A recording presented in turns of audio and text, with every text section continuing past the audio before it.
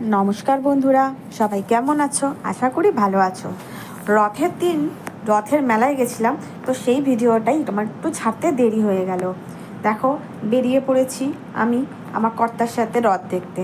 আর রাস্তায় প্রচুর এরকম ছোট ছোট রথ নিয়ে বাচ্চারা যাচ্ছিল। খুব ভাল লাগে, আর পুরোনো দিনের স্মৃতির কথা তো খুব মনে পড়ে, যখন আমরা ছোট ছিলাম আর এইরকমই রথ নিয়ে নিয়ে ভাই বোন সবাইকে নিয়ে রাস্তায় বেরাতাম। সেই দিনগুলো সত্যিই গোল্ডেন পিরিয়ড ছিল। চলে এসেছি মেলায় প্রচণ্ড ভিড়, মানে ঠেলা খাবার একদম মানে শেষ সীমানায় চলে গেছি, ঠেলতেই এগাচ্ছি, হাঁটার কোনো জায়গা নেই। এই প্রথম মেলাতে বিরিয়ানির দোকানও আমি দেখলাম, আমি মনে হয় না দেখেছি। দেখো, ওই লোকটা কি সুন্দর অন্য রকমের পুতুল বিক্রি করছে, একটু যে দাঁড়িয়ে দেখাবো তোমাদের তার উপায় নেই, চারিদিকে এতটা ভিড় ছিল। তো যাই হোক, তার মধ্যে যে একটুখানি পারবো অবশ্যই তোমাদের দেখাবো। এটা আমাদের নাগের বাজারে যশোর রোডের রথের মেলা। আমি ছোট থেকেই এই মেলায় যাই, খুব ছোট থেকে। এটাতে আমরা প্রত্যেকবার যাই কোনো অসুবিধা না হলে। দেখো, এই ব্যাগের কালেকশানগুলো না আমার দারুণ লাগে। এই লাল রঙের ব্যাগটা আমার খুব পছন্দ হয়েছে, কিন্তু দামে পোষাচ্ছে না বলে নিচ্ছি না। তবে ওরাই বা কী করবে, যাই হোক, ওদেরও দামটা ঠিক। এই চারিদিকে অনেক ব্যাগের কালেকশান দেখলাম, বেশ ভালো।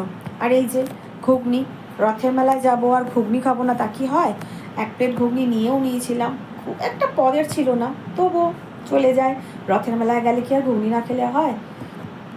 তো আবার হাঁটছি, মানে এখানে তাও একটুখানি জায়গাটা বড় বলে একটু মানে ঠেলা খেতে হচ্ছে না, নর্মালভাবে হেঁটে চলছি। আর চারিদিকের দোকানগুলোকে খুব ভালোভাবে অবজার্ভ করছি।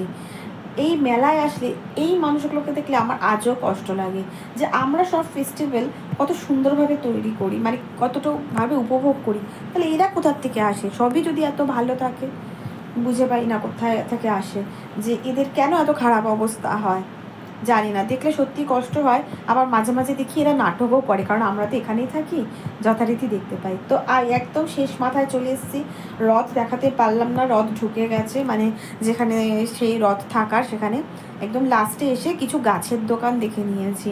রথের মেলায় গাছ কেনাটা একটা পরম্পরার মতন হয়ে দাঁড়িয়েছে, কিন্তু আমি গাছ কিনলেও সেটা সোজা রথে কিনি না, কিনতে উল্টো রথে। সোজা রথের দাম বেশি নেয়, অনেকটাই হেরফের থাকে সোজা রথের আর উল্টো রথের গাছের দামে। তো যদি কিছু গাছ কিনিও, সেটা সোজা রথে কিনবো না, এটা সোজা রথে গেছিলাম, উল্টো রথের দিন কিনবো। তো বাই বাই, সবাই ভালো থেকো, থ্যাংক ইউ সবাইকে।